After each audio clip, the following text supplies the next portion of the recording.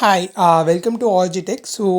What in this series, what we are going to learn is the .NET Core REST API. Basically, we are going to use C# language for this to learn. Okay, let's jump into the course.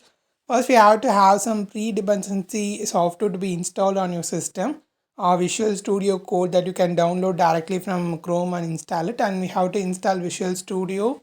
Which is a Microsoft provided software. So you have to install from Microsoft, and from there you have to install ASP.NET Web Development and Azure Development. While installing, you have to choose these two platforms for your frameworks.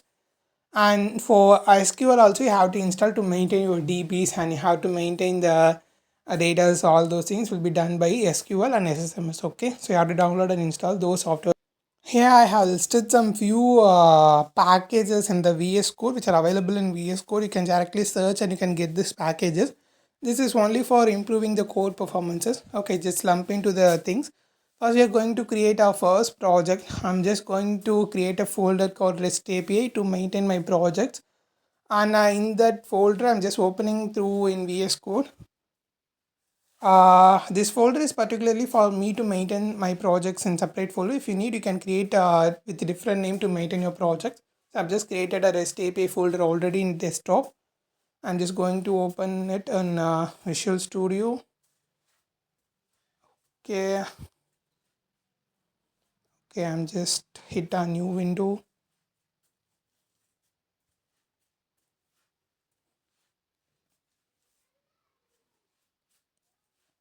Okay, now just hit on open folder,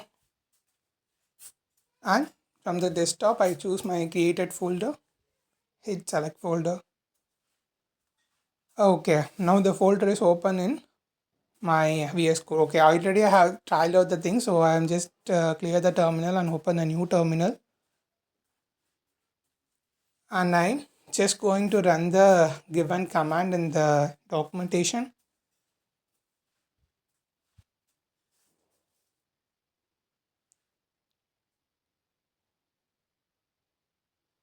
And just copy paste it. Okay, so hit enter.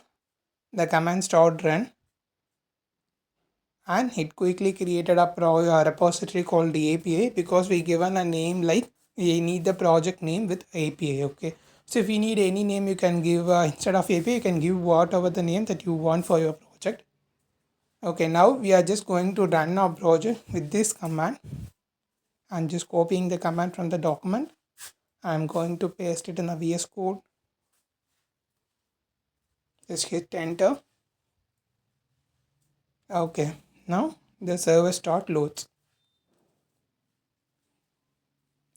It may take some time to get loaded to prepare our system for this to load.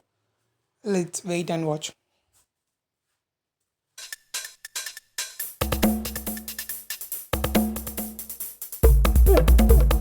Successfully, we got the localhost running on the default browser. This is the Swagger where we are going to run our APIs to check whether the APIs is working fine or not. And these configurations are coming from the file called program.cs, where we are write the code in C# language to maintain this APIs route and configurations and those stuff.